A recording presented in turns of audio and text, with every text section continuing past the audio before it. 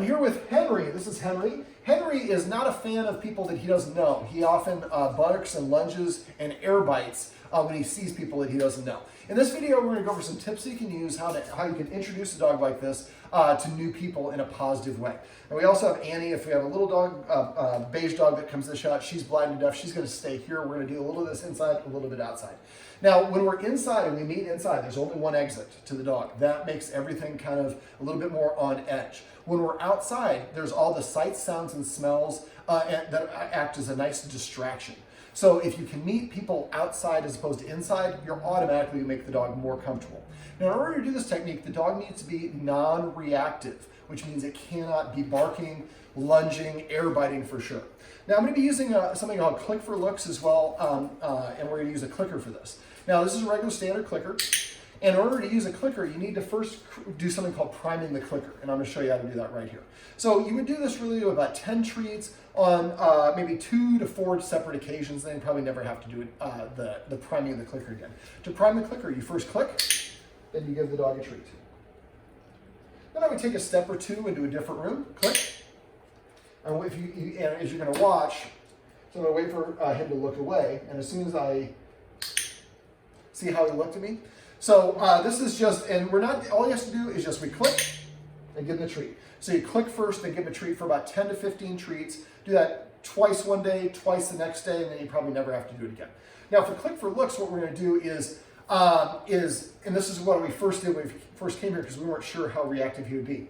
What we're going to do is we're going to have your guest, before they get here, let me back up a little bit. Before we do this technique, you can set your dog up for success by giving us some exercise. So we want to give the dog maybe the Goldilocks amount, so not too much and not too little. So maybe a 5-10 minute walk. You know, for him, maybe a 5-minute walk, 10-minute walk would be probably fine. Then we take him back inside, give him 10 minutes to rest and recover and catch his breath. Then we would have the guest arrive. So if your guests are coming, you can kind of time it out. That works great. If he doesn't get that break, he'll be almost worse in terms of behavior. Okay, so he's nicer. We've waited the 10 minutes. I would basically then have the neighbor or the guest call you.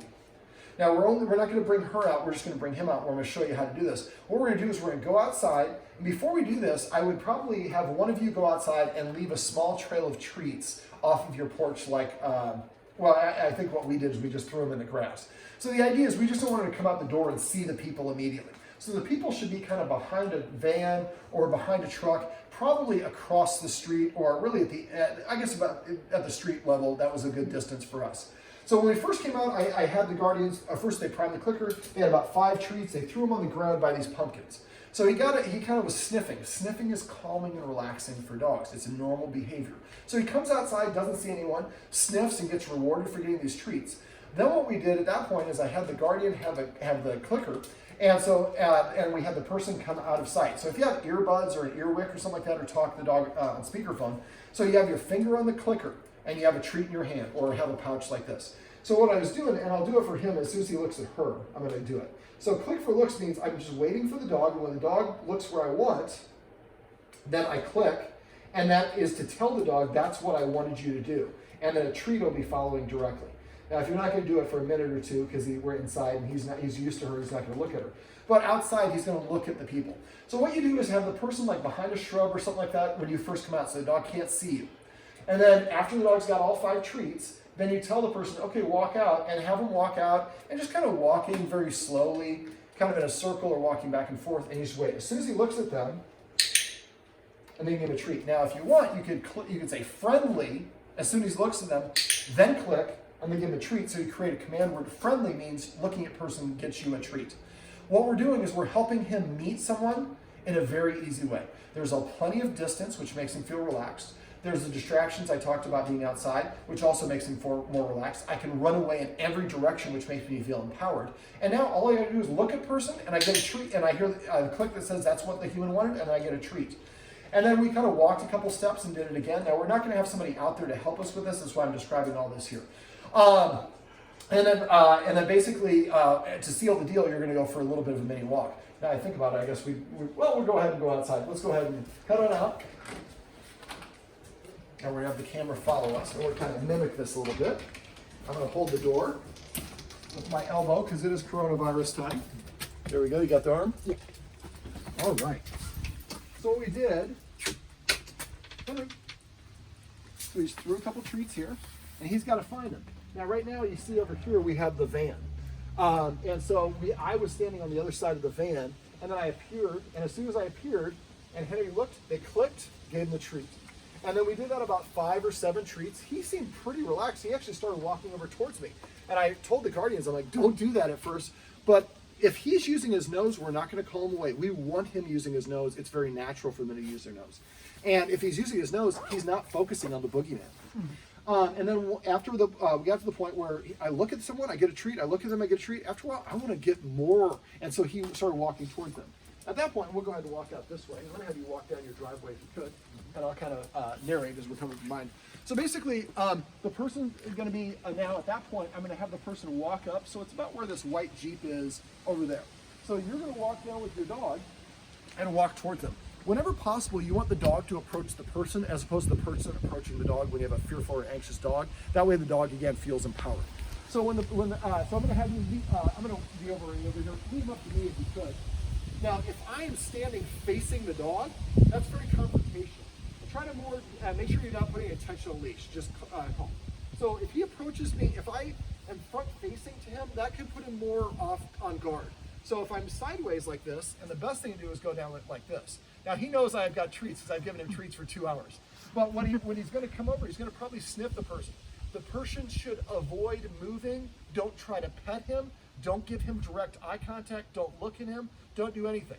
Now, if you want, you can give the person some treats, and when he comes up, you could ask them, offer it.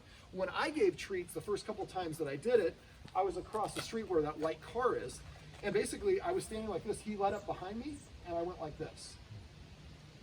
And then you could do it the other side. So I'm not looking at him, I'm not towering over him, and he's approaching me, and good things are happening.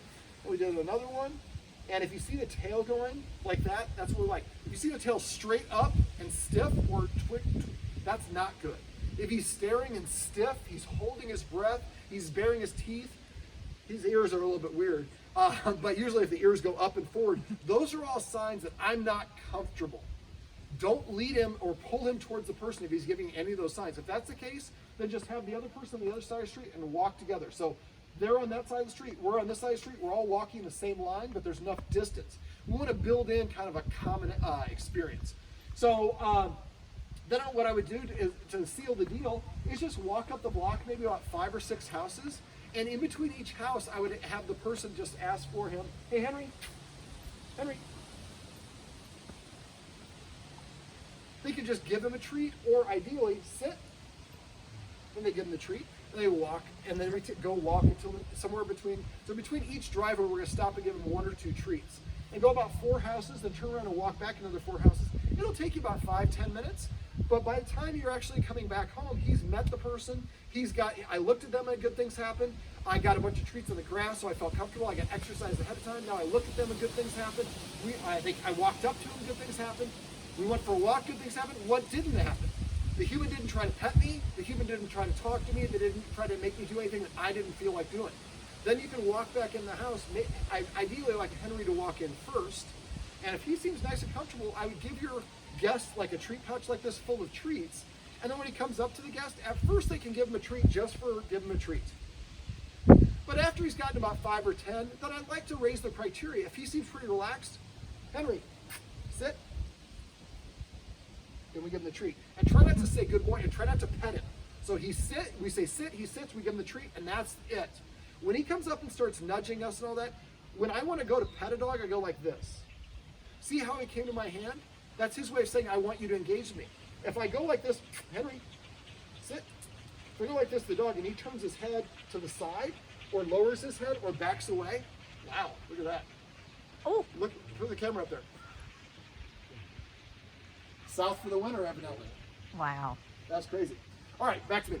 So tell your guests when they go to reach for him, try to be sideways, try to be seated, try to do it without eye contact, and when you do it, hold your hand out. And if he nudges you, then you can reach in. But if at any point he turns his head to the side or lowers it or backs away, that person pulls their arm away. That way he feels empowered. The last thing is we like to have the guest, when they're inside the house, not to surprise them. Holy cow, there's a million of them coming. Wait 1 second. You actually come a couple steps and go up now. Look at that. Oh, That's wow. crazy. Wow, I've never seen anything like that. Oh, I got it on film now. Wow. All right, come back to me real quick. It's just it just waves. They're just coming. Okay, so basically, if this is Alfred Hitchcock movie, the birds were all screwed. All right, so the idea is he gets to call all the shots, and when he does and interacts with people, good things happen. And anytime that he doesn't want to, he calls the shots and it stops. Well, sit, Henry. This is my buddy Henry, and these are some tips and tricks you can use if you have a dog that's a little fearful of meeting new people who come to your house.